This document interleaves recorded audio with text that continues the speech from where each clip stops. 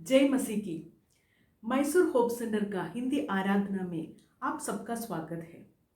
प्रभु ने हमें और एक मौका दिया है इस माध्यम के द्वारा आराधना करने में। आराधना से जाने से पहले हम भजन संहिता 103 से पढ़ेंगे। भजन संहिता 103 का 1 से 13 तक। हे मेरे मन, यहोवा को धन्य कह, और जो कुछ मुझ में है वह उसके पवित्र नाम को धन्य कहे। हे मेरे मन, यहोवा को धन्य कह और उसके किसी उपकार को ना भूलना। वही तो तेरे सब अधर्म को क्षमा करता और तेरे सब रोगों को चंगा करता है। वही तो तेरा प्राण को नष्ट होने से बचा लेता है और तेरे सिर पर करुणा और दया का मुकुट बांधता है। वही तो तेरी लालच को उत्तम पदार्थों से तृप्त करता है, जिससे तेरी जवानी उकाब के समान नई हो जाती है। यहोवा सब पीसे हुए के लिए धर्म और न्याय के काम करता है। उसने मूसा को अपनी गद्दी और इस्राएलियों पर अपने काम प्रकट किया है। यहोवा दयालु और अनुग्रहकारी, विलंब से कोप करने वाला और अधिक करुणामय है। वो सर्वदा वाद विवाद करता ना रहेगा, ना उसका क्रोध सदा के लिए भड़का रहेगा। उसने हमारे पापों के अनुसार हमसे व्यवहार नहीं किया और ना हमारे अधर्म के कामों के अनुसार हमको बदला दिया। जैसे आकाश पृथ्वी के ऊपर ऊंचा है, वैसे ही उसकी करुणा उसके डरवयों के ऊपर प्रबल है। उदयांचल अस्तांचल से जितनी दूर है, उसने हमारे अपराधों को हमसे उतनी ही दूर कर दिया है। जैसे पिता अपने बालकों पर दया करता है, वैसे ही यहोवा अपने डरवायों पर दया करता है। आमीन। आइए हम प्रार्थना करेंगे। करुणामय स्वर्गीय पिता, इस सुंदर अवसर के लिए आपको धन्यवाद करते हैं। इस माध्यम के द्वारा आपको आराधना करने के लिए हमें इकट्ठा किया, उसके लिए आपको धन्यवाद करते हैं पिता। गीतों के द्वारा आपका आराधना करने के लिए हमें मदद कर दीजिए। आप ही आराधना के लिए योग्य है। आप ही हमारा प्रभु है, राजाओं का राजा है। आपको धन्यवाद करते हैं। गीतों के द्वारा आराधना करने के लिए मदद कर दीजिए। वचन सुनने के लिए हमें मदद कर दीजिए। प्रभु का दास को आशीष कर दीजिए। यीशु मसीह के नाम पे मांगते हैं, सुन लीजिए और कबूल कर दीजिए। आमीन। हालेलुया। प्रभु परमेश्वर की स्तुति हो। फिर से हम इकट्ठा हुए प्रभु की आराधना करने के लिए। प्रभु की उपस्थिति हमारे बीच में है, उसके लिए प्रभु का धन्यवाद करता हूँ। प्रभु का वचन में ये लिखा है, भजन संहिता 91 उसका 14 वचन में लिखा है, प्रभु कहता है वो मुझसे प्रेम करता है, अतः मैं उसको छुड़ाऊंगा। वो मेरे नाम को जानता है, इसलिए मैं उसकी रक्षा करूंगा। जब वो मुझे पुकारेगा, मैं उसे उत्तर दूंगा। संकट में मैं उसके साथ रहूंगा। क्योंकि हम प्रभु से प्यार रखते हैं और प्रभु परमेश्वर को हम जानते हैं, इसलिए प्रभु परमेश्वर कहता है मैं उसको छुड़ाऊंगा और उसकी हमारी रक्षा करेगा।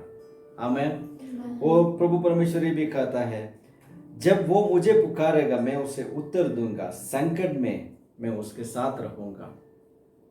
जब हम पुकारते हैं, हमें उत्तर देने वाला परमेश्वर, हमें सुनने वाला परमेश्वर, संकट में हमारे साथ चलने वाला परमेश्वर आज हमारे साथ है। उसके लिए प्रभु का धन्यवाद करता हूँ। और उसमें ये भी लिखा है, जब हम परमेश्वर के साथ चलते हैं, अंधकार में फैलने वाली महामारी से और दोपहर में विनाश करने वाला भयंकर रोग से भयभीत न होगा। हमें डरने की कोई जरूरत नहीं है। चारों तरफ कुछ भी होने दो, हमें डरने की जरूरत नहीं है। जब पुकारते हैं सुनने वाला परमेश्वर और हमें छुड़ाने वाला परमेश्वर, हमारा संकट में साथ रहने वाला परमेश्वर हमारा बीच में है। सबसे बड़ी बात है, हम उस परमेश्वर को अब्बा पिता करके बुला सकते हैं। उसके लिए प्रभु का धन्यवाद करते हैं। चलिए हम प्रभु परमेश्वर की आराधना करें। हालेलुया, पूरे दिल से, पूरे मन से, हालेलुया, पूरी आत्मा से, हालेलुया, प्रभु परमेश्वर की आराधना करेंगे। Hallelujah. Oh thank you Lord, hallelujah.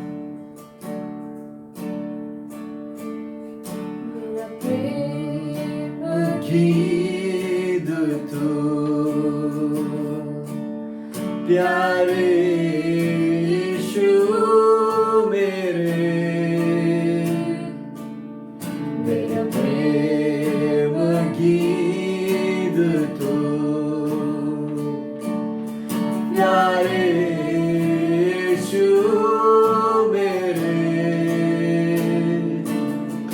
इस जीवन से भी उत्तम हो यीशु तू मेरे लिए।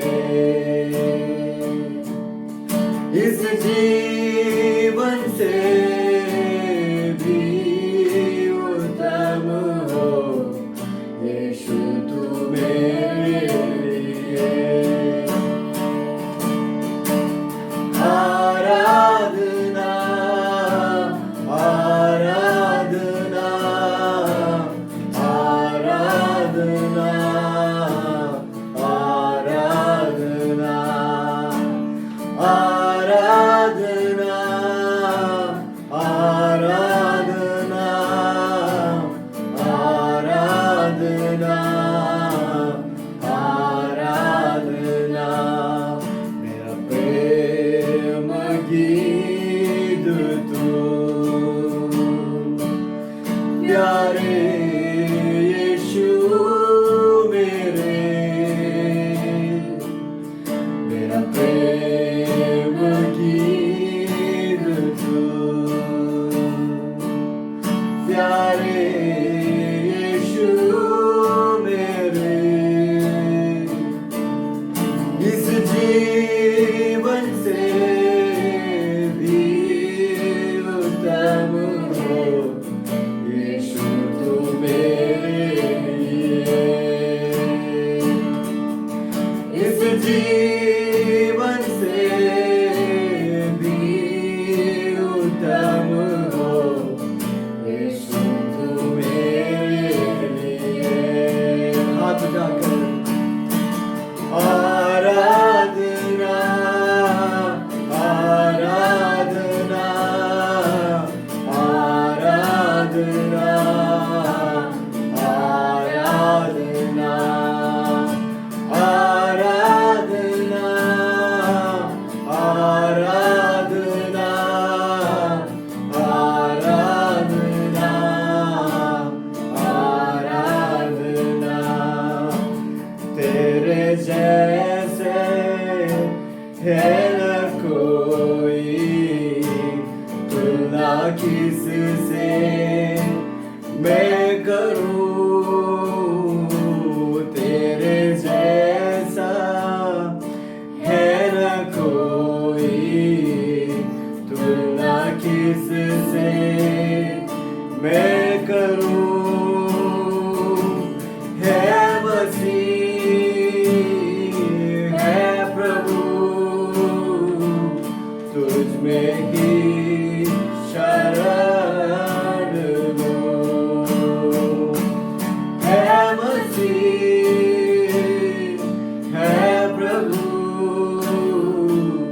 तुझ में ही शरण लो। आराधना आराधना आराधना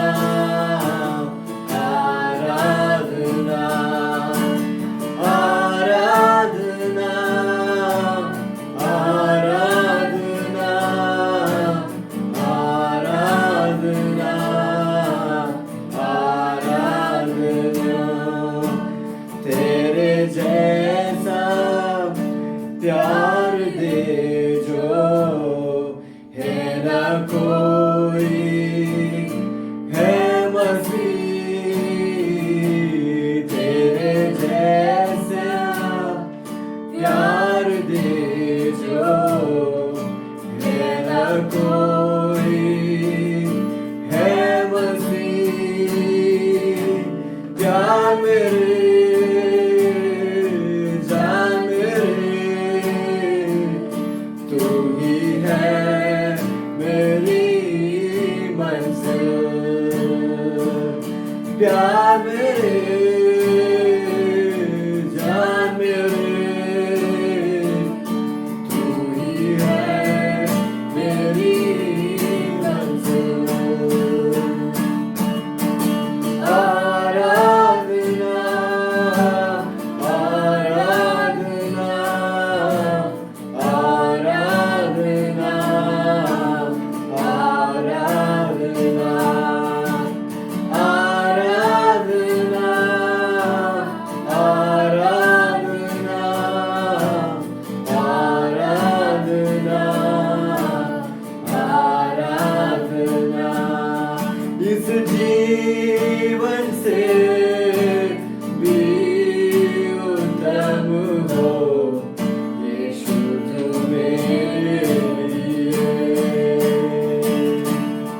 इस जीवन से भी उत्तम हो यीशु तू मेरे लिए।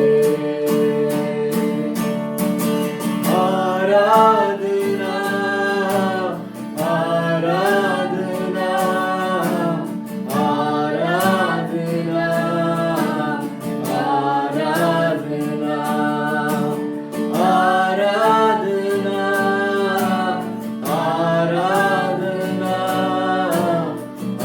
आराधना, आराधना। हालेलुया, तेरी आराधना करते पिता। हालेलुया परमेश्वर, हालेलुया। जब हम पुकारते हैं, हालेलुया, सुनने वाला परमेश्वर, हालेलुया, हमें उत्तर देने वाला परमेश्वर, हालेलुया, संकट में हमारे साथ चलने वाला परमेश्वर, हालेलुया, संकट से हमें छुड़ाने वाला परमेश्वर, हालेलुया। तेरी ओर देखते हैं पिता आज सुबह, हालेलुया, तेरी आराधना करते हैं पिता, हालेलुया, तेरे नाम को पुकारते हैं, हालेलुया, ओ हालेलुया। तेरे जैसा हमारे, हालेलुया, हमसे जो प्यार रखता है कोई नहीं है पिता, हालेलुया। तेरे चरणों में हम आते हैं, हालेलुया, तेरी आराधना करने, हालेलुया, तेरी स्तुति करने पिता, hallelujah, O hallelujah, worship you God, ओ worship you, हालेलुया, ओ तेरी स्तुति गाते हैं, हालेलुया, ओ हालेलुया। यीशु मसीह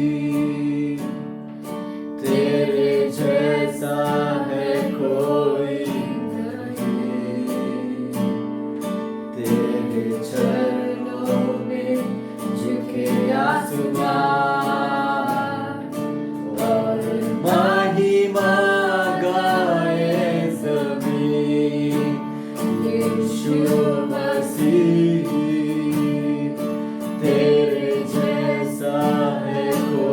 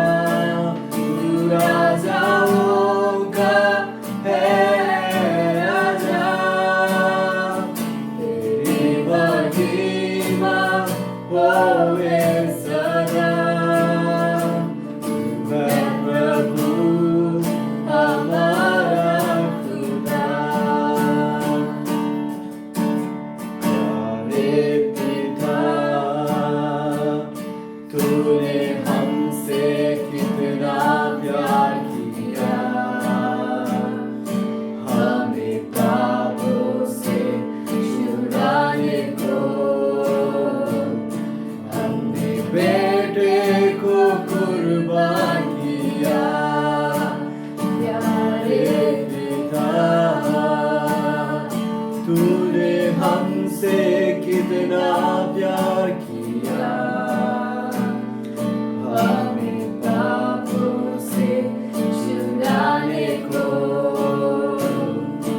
अपने बेटे को कुर्बान किया। गाए हो सलाम, तू राजाओं का है राजा, तेरी महिमा होवे सदा।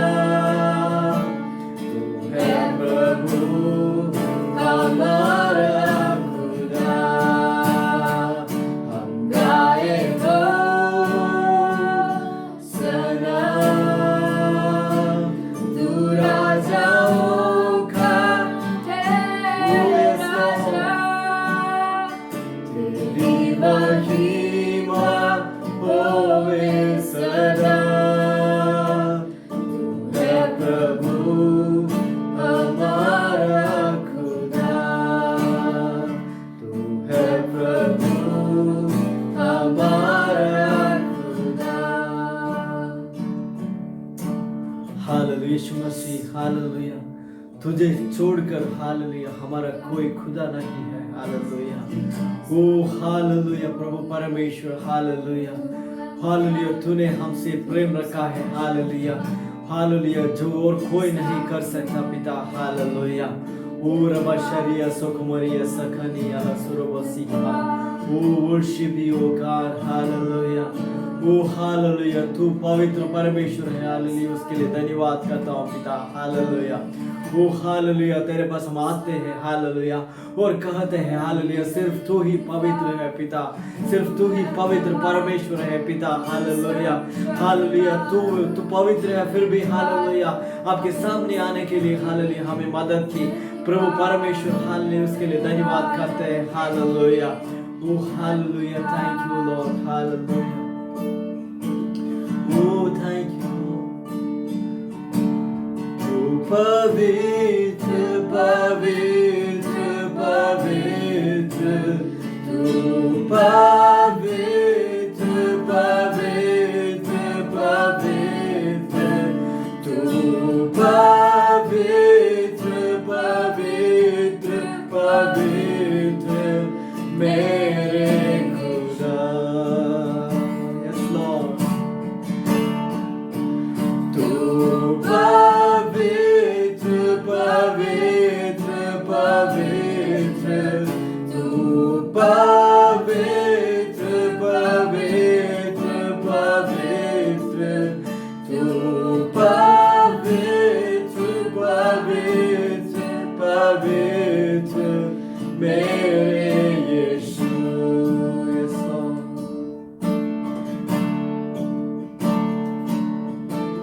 गिरता हूँ तेरे चरणों में, तेरे नाम की स्तुति करता हूँ। महिमा से तू भरा हुआ, तेरे नाम की स्तुति करता हूँ। यस लॉर्ड, गिरता हूँ गिरता हूँ तेरे चरणों में, तेरे नाम की स्तुति करता हूँ।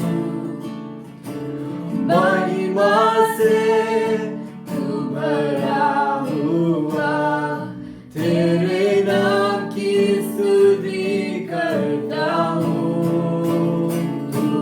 पवित्र पवित्र पवित्र, तू पवित्र पवित्र पवित्र, तू पवित्र पवित्र पवित्र मेरे यीशु। तू पवित्र, तू पवित्र पवित्र पवित्र, तू पवित्र पवित्र पवित्र, तू पवित्र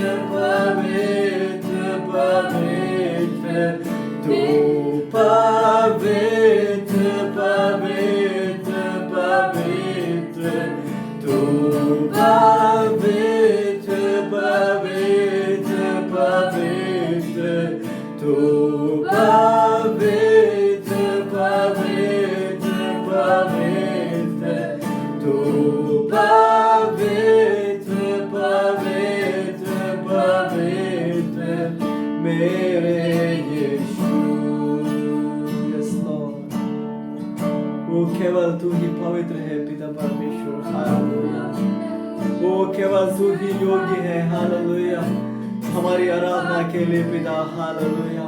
ओ हालेलुया, केवल तू ही योग्य है, हालेलुया।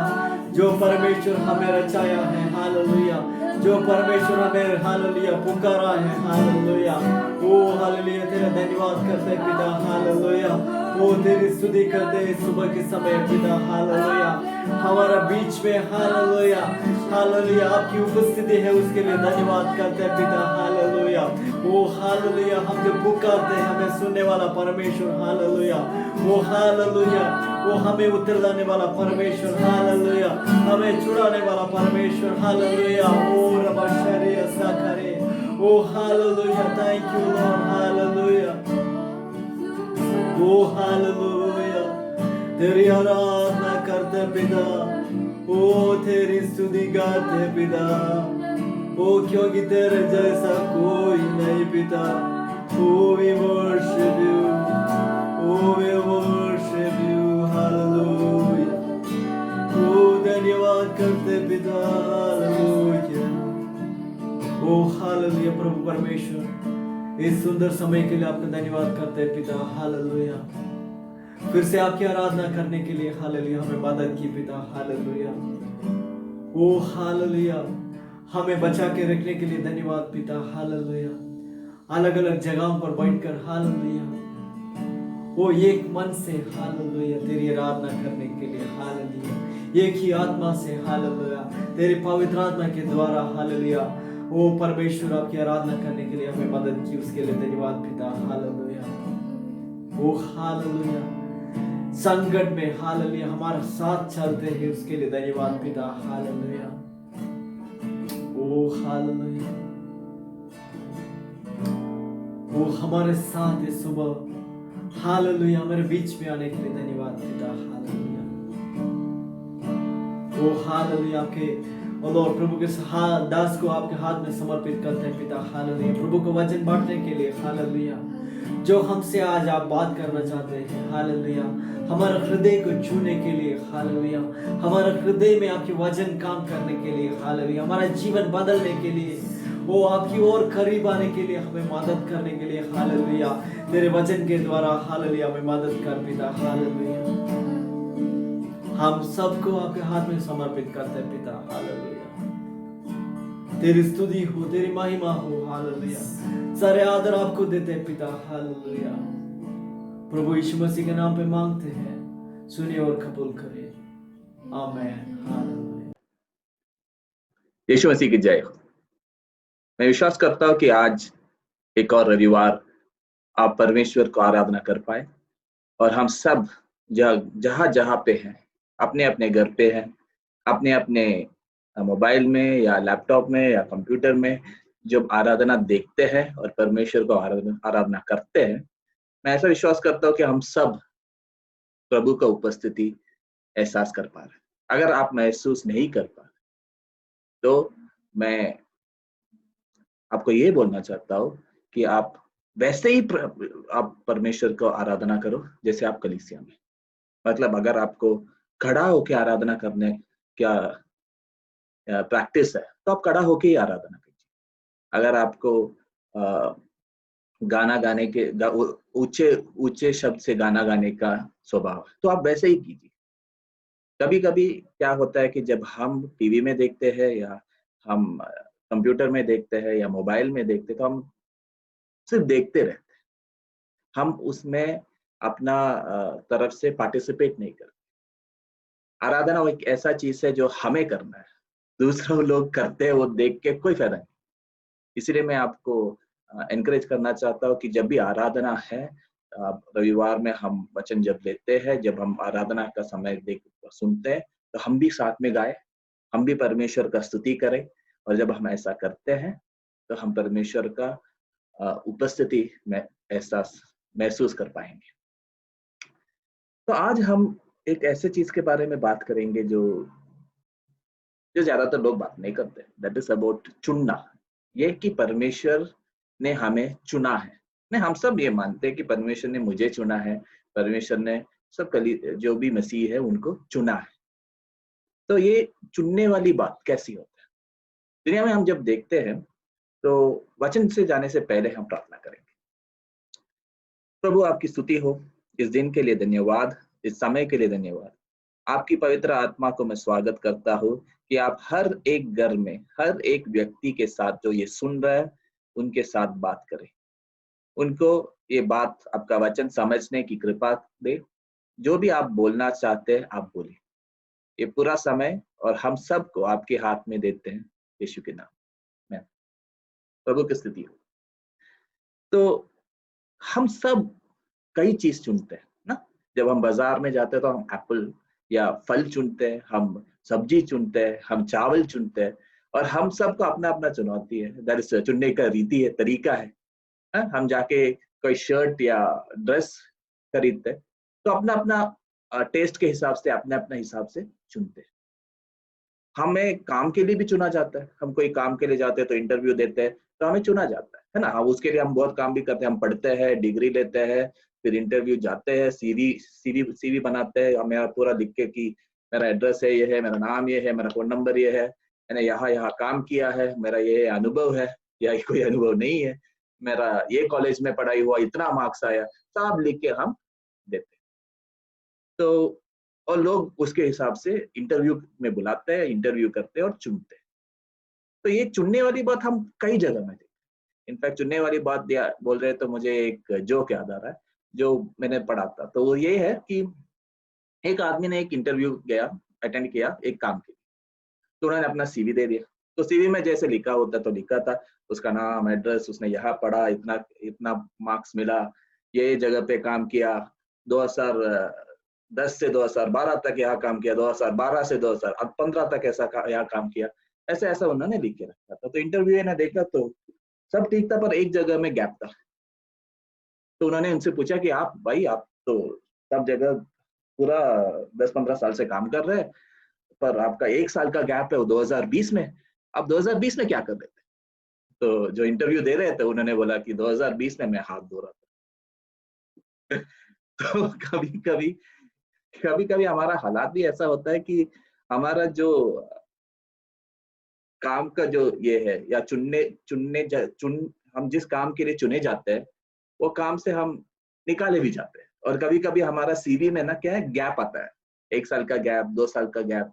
और 2020 में बहुत लोगों को सीवी में गैप आया है और हम लोग हाथ धोते धोते बैठे गए। पर परमेश्वर का जो सीवी है, परमेश्वर का जो चुनना है, वो गैप वाला चुनना नहीं। वो एक ऐसा चॉइस है जो आपको चूज किया जाता है, तो अनंतता के लिए आप चुने जाते हैं।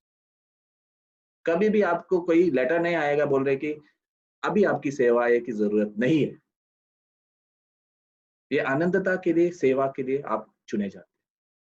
मैं चुना जाता हूँ। तो ये चुनना कैसे होता है, उसकी नेचर क्या है, ये समझना बहुत जरूरी है। तो हम वचन पे जाएंगे।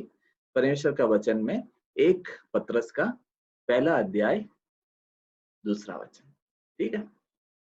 उसने लिखा, और परमेश्वर पिता के भविष्य ज्ञान के अनुसार आत्मा के पवित्र करने के द्वारा आज्ञा मानने और यीशु मसीह के लहू के छिड़के जाने के लिए चुने गए हैं।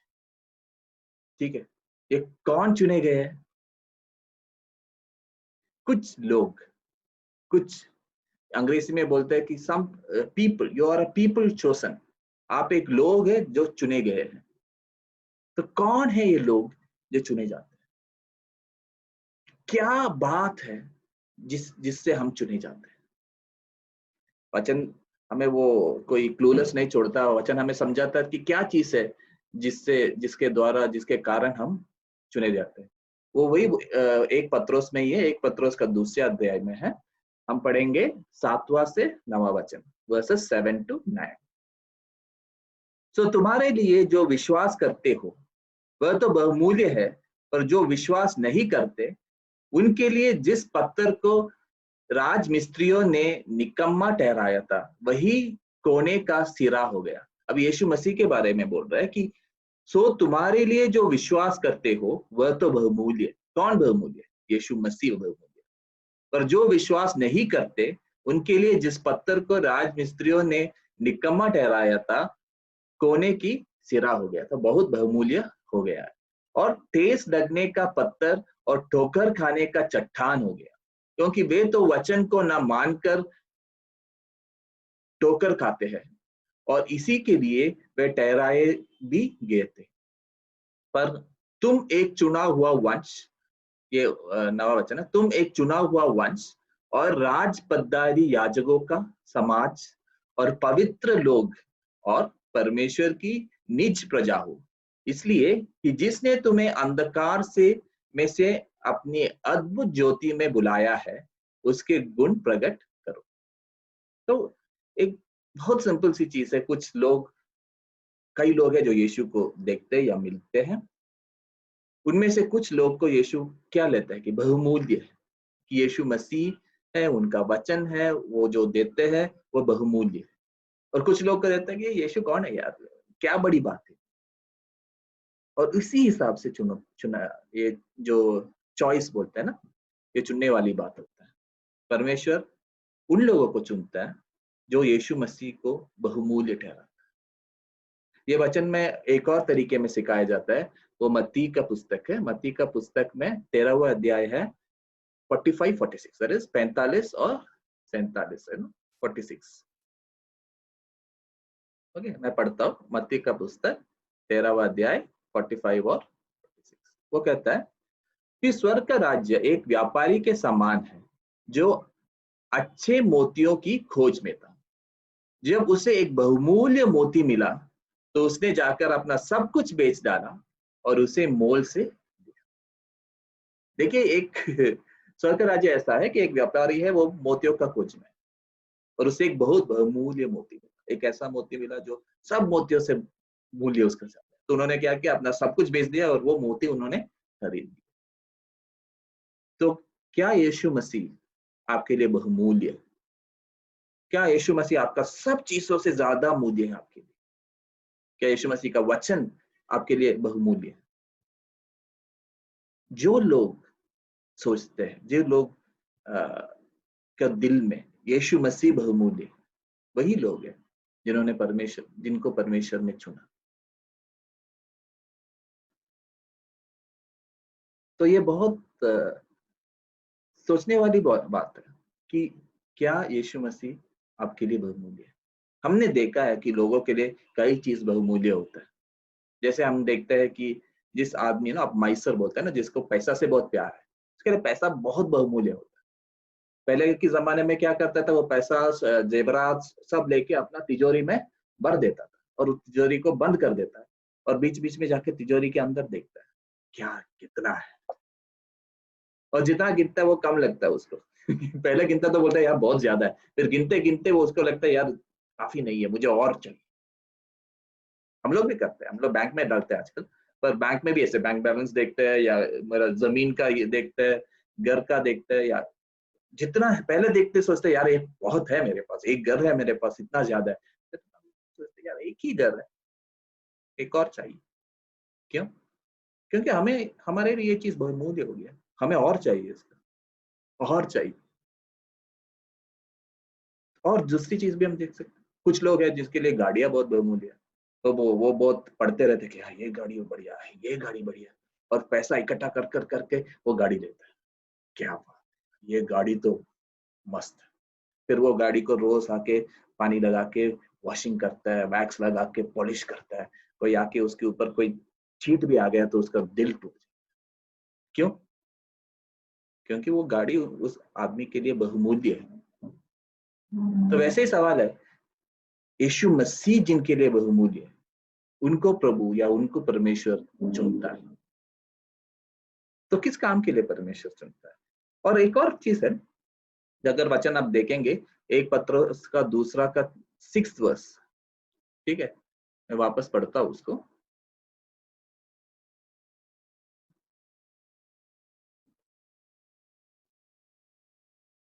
उसका अंतिम में ये लिखा है, और जो कोई उस पर विश्वास करेगा वह किसी रीति से लज्जित नहीं होगा। ये परमेश्वर का एक वादा है कि आपने अगर यीशु मसीह को अपने जीवन में बहुमूल्य समझा है, अगर आपने उन पे विश्वास किया है और उनके वचन के हिसाब से आप जीवन जी रहे हैं, तो आप कभी भी किसी भी हालत में लज्जित नहीं होंगे। परमेश्वर आपके साथ रहेगा, परमेश्वर कभी भी आपको नहीं छोड़ेगा, कभी भी नहीं छोड़ेगा। कोई भी रीति में आपको लज्जित होने की जरूरत नहीं होगी। आपका हालात कितना भी बुरा हो या कैसे भी हो जाए, फिर भी परमेश्वर आपके साथ रहेगा और आपको वहां से उठाएगा। एक और तरीके में ये वचन बोला जाता है, वो रोमियो का पुस्तक है, रोमियो का पुस्तक 8 में लिखा है। तो रोमियो का पुस्तक 8 का 28 मैं देता हूँ। रोमियो का पुस्तक 8वां अध्याय उसका 28। और हम जानते हैं कि जो लोग परमेश्वर से प्रेम रखते हैं उनके लिए सब बातें मिलकर भलाई की हो उत्पन्न करती है, अर्थात उन्हीं के लिए जो उसकी इच्छा के अनुसार बुलाए गए हैं। तो यहाँ फिर से हमें देखने को मिलता है कि कौन है जो बुलाए गए हैं। वही लोग जो प्रेम करते हैं परमेश्वर, वही लोग जिनको यीशु मसीह को उन्होंने देखा तो उनको, अरे यार ये मसीह जो है कितना बहुमूल्य है, मुझे यीशु मेरे जिंदगी में चाहिए। ऐसा लोग को बुलाया जाता है। और इन लोगों के लिए जो भी जिंदगी में होता है, कितना भी बुरा हो, कितना भी घटिया हो, कुछ भी हो, सब कुछ अच्छे के लिए उत्पन्न होता है। मतलब परमेश्वर उसी हालात में काम करते हैं और वहां से आपको अच्छाई दिखाता है। आपका जिंदगी में उस हालात में भी अच्छाई लेके, ये परमेश्वर का वादा है आपके लिए। तो अगर आप यीशु मसीह को बहुमूल्य मानते हैं अपने जिंदगी में, तो आपको डरने की कोई जरूरत नहीं। आपका जिंदगी जो है वो सेफ है, कोई प्रॉब्लम नहीं, सब चंगा से, ठीक है।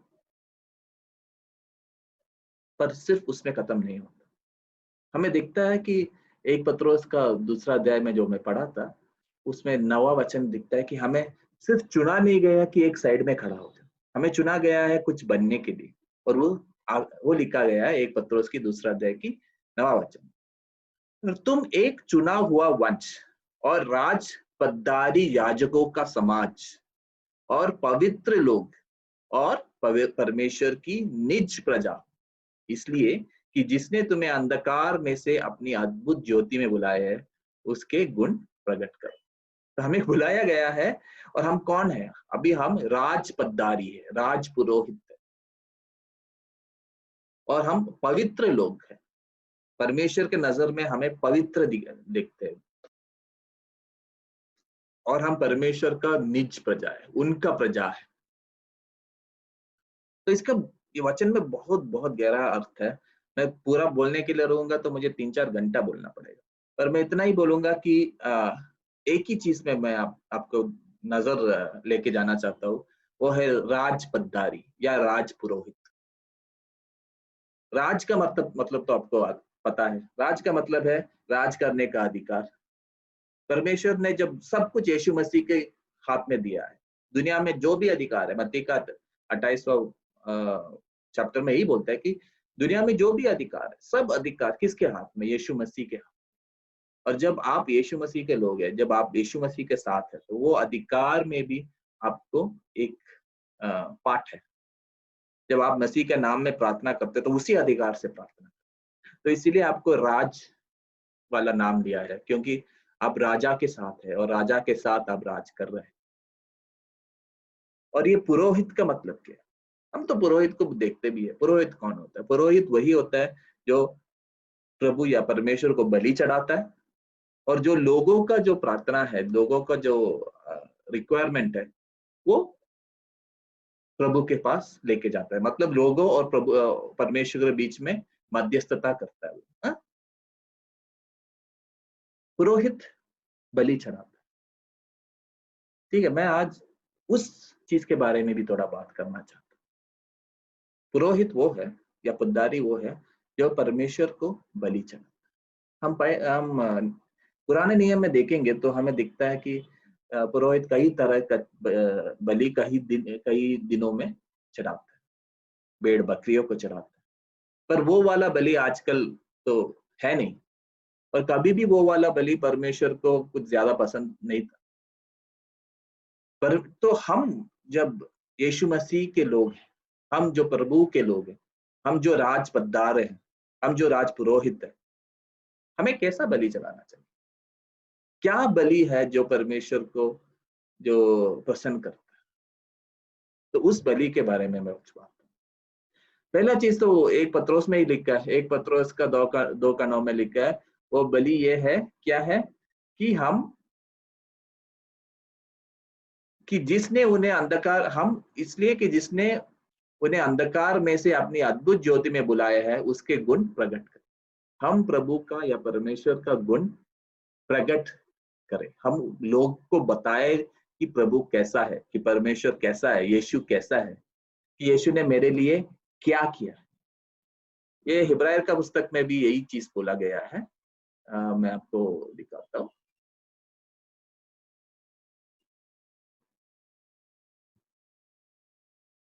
इब्रानियों का पुस्तक 13वां अध्याय, 13th चैप्टर, 13वां अध्याय, उसमें 15 में लिखा है, आई मीन 16 में लिखा है, मैं पढ़ता हूँ।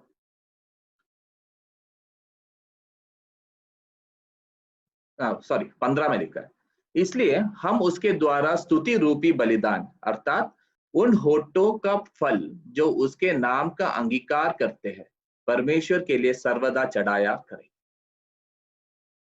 सर्वदा स्तुति नाम का बलिदान चढ़ाए। हम जो भी हालत में है, हम जहां भी है, जो भी हमारा जिंदगी में अच्छा है, उसके लिए धन्यवाद करें। जो भी हमें परमेश्वर के बारे में समझ में आता है कि वो अच्छा है, वो प्रभु है, वो सबसे शक्तिमान है, उसके हिसाब से हम उनको स्तुति करें। तो स्तुति नाम की बलिदान हमें क्या है? सर्वदा चढ़ाए।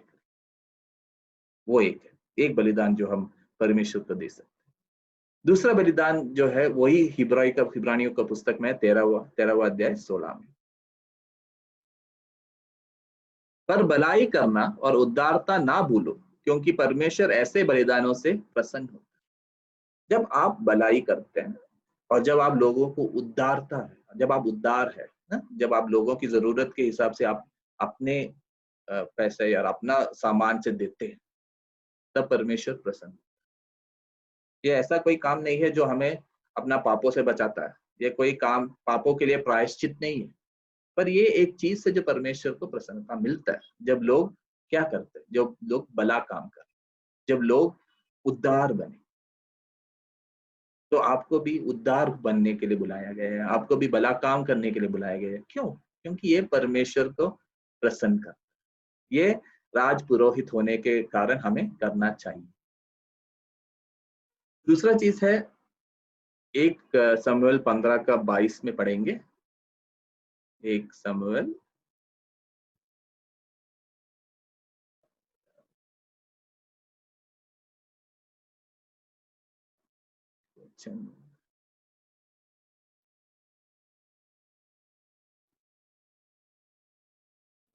15 का 22 तो लिखा है, शमूएल ने कहा, क्या यहोवा होम बलियों और मेल बलियों से उतना प्रसन्न होता है जितना कि अपनी बात के मान जाने से प्रसन्न होता है? सुन मानना तो बलि चढ़ाने और कान लगाने मेढ़ों की चर्बी से उत्तम। प्रभु जो बात करता है उसको सुनना और उसके हिसाब से जीना, वो कोई भी बलि से बढ़िया है।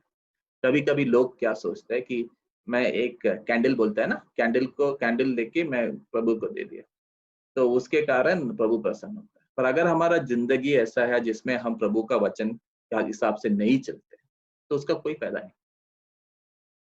कभी कभी लोग सोचते हैं कि मैं प्रभु को कोई बेंट चढ़ाऊंगा, और मैसी भी ऐसा करता है, वो प्रभु को बेंट चढ़ाने जाता है। क्या बेंट चढ़ाता है कि कुछ भी चीज है कलीसिया को देता है। बुरी बात नहीं है, पर उससे बेहतर यह है, उससे अच्छा यह है कि आप प्रभु का वचन सुने और उसके हिसाब से आप जिए। प्रभु प्रसन्न तब होता है जब आप प्रभु के वचन के अनुसार चलते हैं। अगर आप प्रभु के वचन के अनुसार नहीं चल रहे, आप प्रभु की बात आप सुन नहीं रहे, आप उसके हिसाब से नहीं चल रहे, तो आप कोई भी बलि दो, कोई भी बेंट दो, उसका कोई फायदा नहीं, उससे प्रभु प्रसन्न नहीं होता। दूसरा चीज हमें देखते हैं जो बलि है जो हम दे सकते हैं प्रभु को, वो होशेया का 6 के 6। अगर आप पढ़ना चाहते हैं तो यही चीज यिर्मयाह में भी जो सुनने की बात है वो यिर्मयाह में भी है। यिर्मयाह का पुस्तक 7 का 22 और 23 मैं पढ़ नहीं रहा हूँ, तो आप पढ़ सकते हैं। होशे का 6 के 6 ये बताता है, क्योंकि मैं बलिदान से नहीं स्थिर प्रेम ही से प्रसन्न होता हूँ, और होम बलियों से अधिक यह चाहता हूं कि लोग परमेश्वर का ज्ञान रखें। प्रभु बोल रहा है कि आपका प्रेम स्थिर होना चाहिए। स्थिर प्रेम क्या होता है? स्थिर प्रेम वो होता है जो हमेशा हमेशा के लिए होता है। वो प्रेम है जो रोज होता है, हर समय होता है। वो ऐसा प्रेम नहीं है जो सिर्फ रविवार में होता है। कभी कभी हमारा प्रेम ऐसा होता है कि रविवार में हम प्रभु को बहुत ज्यादा प्रेम करते हैं, मंडे को हम प्रेम कम करते हैं, और सैटरडे तक हमारा प्रेम खत्म हो जाता है। फिर रविवार को वापस हम परमेश्वर को प्रेम करते हैं। स्थिर प्रेम, क्या हमारा प्रेम प्रभु के लिए स्थिर है? अगर है तो प्रभु हमसे प्रसन्न है। स्थिर प्रेम क्या होता है? प्रभु ये बोलता है कि जो प्रभु को प्रेम करते हैं उसका बात सुनता है। जो प्रभु को प्रेम करते हैं वो उनसे बात करना चाहेगा, उनको जानना चाहेगा। इसीलिए उसे में लिखा है प्रभु का ज्ञान प्रभु को प्रसन्न करता है। क्योंकि जब आप प्रभु को या जब हम परमेश्वर को प्रेम करते हैं तो हम उनके बारे में ज्यादा से ज्यादा जानना चाहते हैं।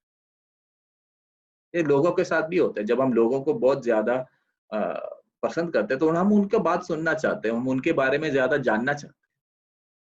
तो प्रभु के साथ हमारा स्थिर प्रेम होना चाहिए, और हमारा प्रभु का जो जानकारी है वो बढ़ना चाहिए। वो कैसे बढ़ेगा? जब हम प्रभु के साथ समय बिताएंगे, जब हम प्रार्थना करेंगे, जब आराधना करेंगे, जब हम अपना जीवन में जो भी हम निर्णय लेते हैं वो प्रभु को उसके साथ लेंगे, प्रभु का वचन उसमें अप्लाई करेंगे, तब हम प्रभु को ये करते हैं। तो प्रभु के लिए हमारा प्रेम क्या है? स्थिर होना चाहिए। और जब हमारा प्रेम स्थिर है तो प्रभु के ज्ञान में हम बढ़ते जाएंगे। ये भी एक बलि है, ये भी एक चीज है जिससे प्रभु प्रसन्न हो जाता है। इसके लिए जो ये भी एक चीज है जिसके लिए हम बुलाए गए, ताकि हम प्रभु को प्रेम करें, ताकि हम परमेश्वर को प्रेम करें, ताकि हम परमेश्वर के ज्ञान में बढ़े। इसके लिए हम चुने गए। सब लोगों के लिए ये नहीं है कि सब लोगों को पवित्र आत्मा नहीं मिलता। सिर्फ उन लोगों को मिलता है जो यीशु मसीह को कबूल करते हैं, जो यीशु मसीह को बहुमूल्य समझते हैं, जो यीशु मसीह पे विश्वास करते हैं। और ये सब मसीह के लिए है जो पवित्र आत्मा। जब आप यीशु मसीह में आप विश्वास करते हैं तो तब आपको पवित्र आत्मा मिलता है। और जब आपको पवित्र आत्मा मिलता है तो आपको प्रभु को जानने का कृपा मिलता है। आप परमेश्वर को जान सकते हैं। अपना सोच से हम ज्यादा परमेश्वर को जान नहीं सकते। ये कृपा है, और ये कृपा हमें तब मिलता है जब हम यीशु के पास आते हैं।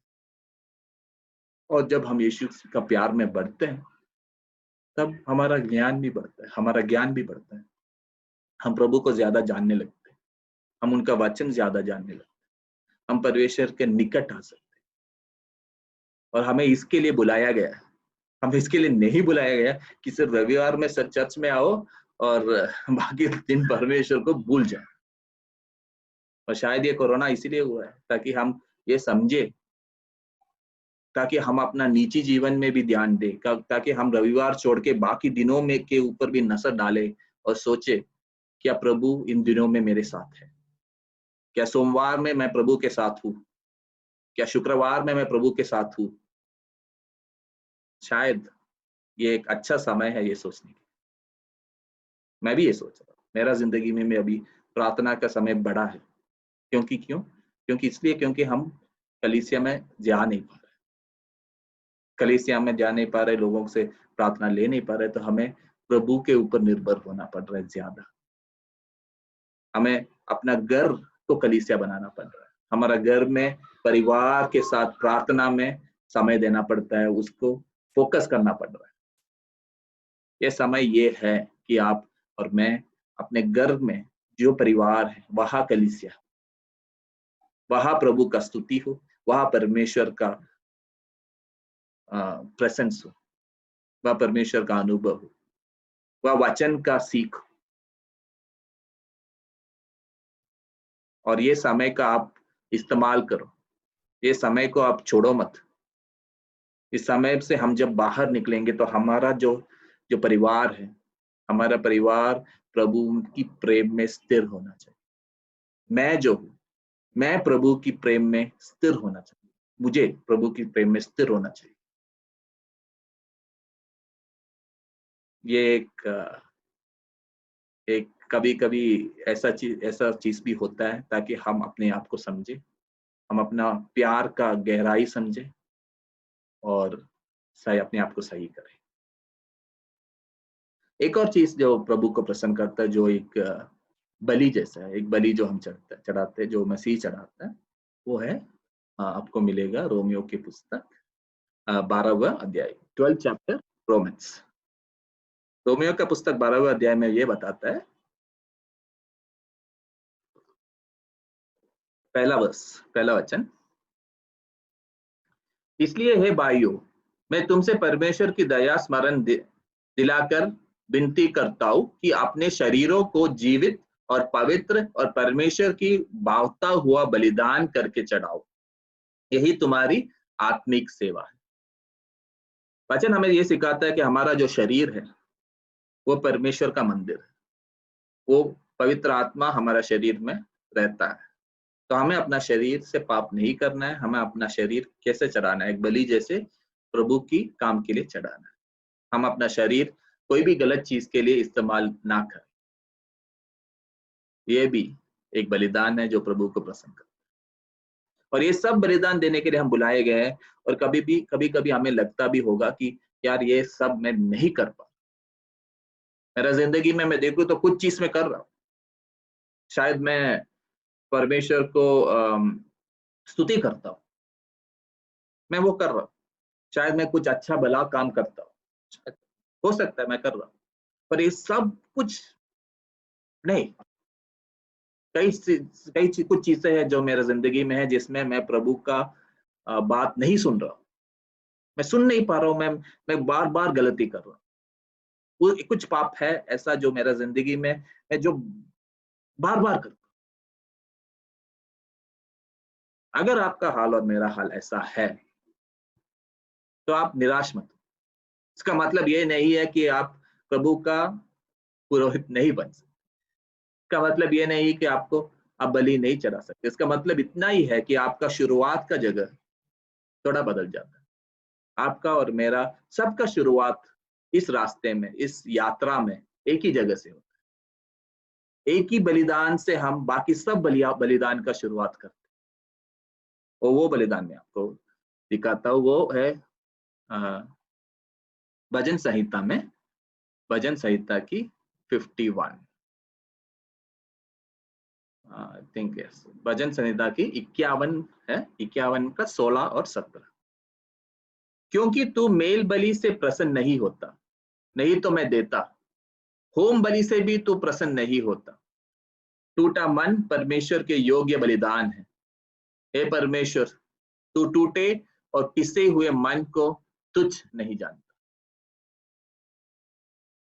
ये तब हुआ जब दावीद ने, जो प्रभु का बहुत खास था, जो परमेश्वर के बहुत पास था, उन्होंने एक बहुत बड़ा अपराध किया।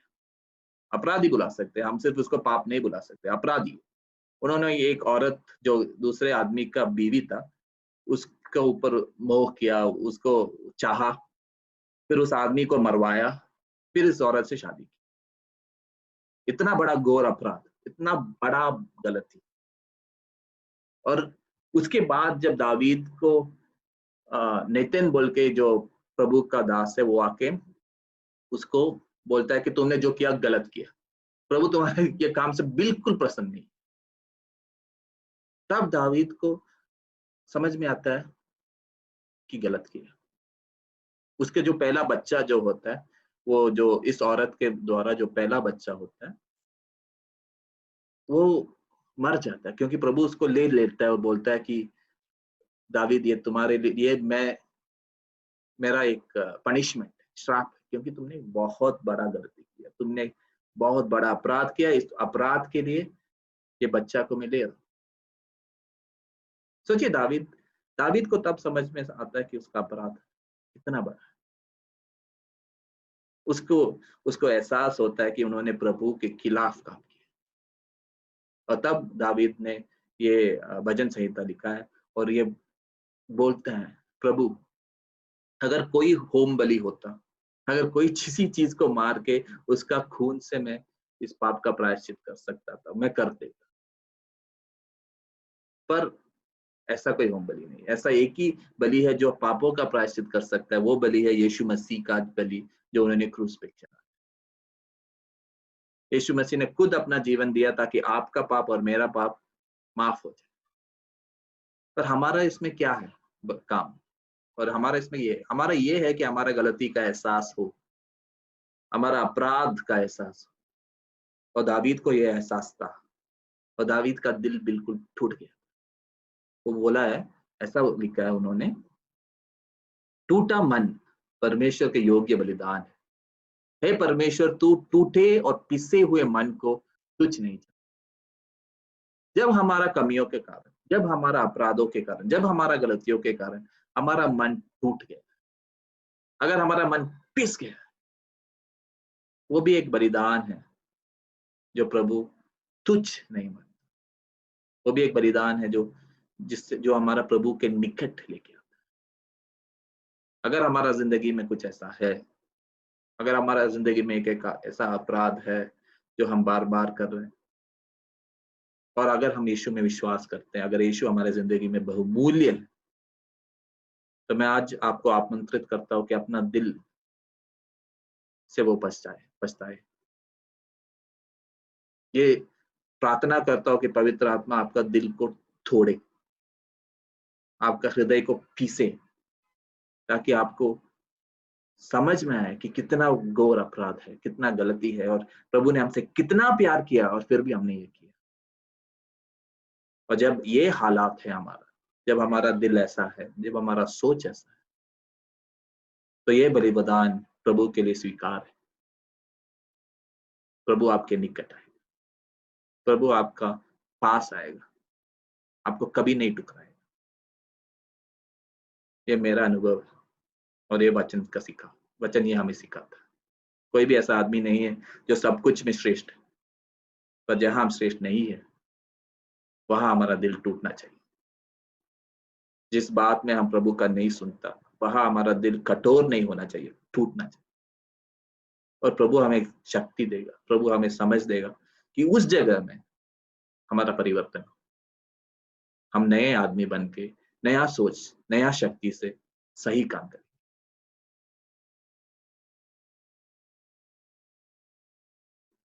सिंपल सी बात है, अगर यीशु मसीह हमारे लिए बहुमूल्य है, तो हमारे उसूल सस्ता नहीं हो सकता। जितना प्रभु हमारे लिए बहुमूल्य है, उतना ही हमारा उसूल ऐसा चीज होगा जो आसानी से बिकता नहीं। हमें अपने उसूलों को पकड़ के रखना है। प्रभु के लिए हमें एक ऐसा जीवन जीना है जो प्रभु का नाम को रोशन करे। ये हमारे लिए, सब लोगों के लिए एक बड़ा चुनौती है, पर हम चुने गए हैं, हम बुलाए गए हैं इसी काम की। प्रार्थना करें। प्रभु, आपकी वचन के लिए धन्यवाद। मैं प्रार्थना करता हूँ कि इस वचन को हम सुन पाए और सब लोग, हम जो भी सुने हैं वो समझ पाए। हर व्यक्ति जो सुन रहा हूं, मैं उसके लिए प्रार्थना करता हूँ कि आप उनको दिल से छुए परमेश्वर। अगर कोई ऐसा चीज है जो प्रभु पवित्र आत्मा में, मैं प्रार्थना करता हूँ कि आप हमारा दिल को जांचे, और हमारे दिल में और हमारा जीवन में जो भी चीज है जो आपको प्रसन्न नहीं करता, अगर हमारा जीवन में स्तुति की कमी है, अगर हमारा जीवन में भलाई की कमी है, अगर हमारा जीवन में विश्वास की कमी है, अगर हमारा जीवन में आपके लिए स्थिर प्रेम की कमी है, और हमारा जीवन में अगर आपकी ज्ञान की कमी, अगर कुछ चीजें ऐसा है जो गलती हम बार बार करते हैं और हमारा दिल कठोर हो गया, तो मैं प्रार्थना करता हूँ कि आप हमारा दिल को तोड़े। मैं प्रार्थना करता हूँ कि आप हमारा मन को पीसे, ताकि हम आपकी लोग बन के, आपकी जनता बन के, आपकी राज पुरोहित बन के इस दुनिया में आपकी नाम रोशन करने के लिए। यीशु मसीह के नाम में प्रार्थना करता हूँ। पिता का प्रेम, पुत्र का सहवास और पवित्र आत्मा का सामर्थ आपके साथ और मेरे साथ आज और आने वाला हफ्ता में रहे। यीशु मसीह की जय।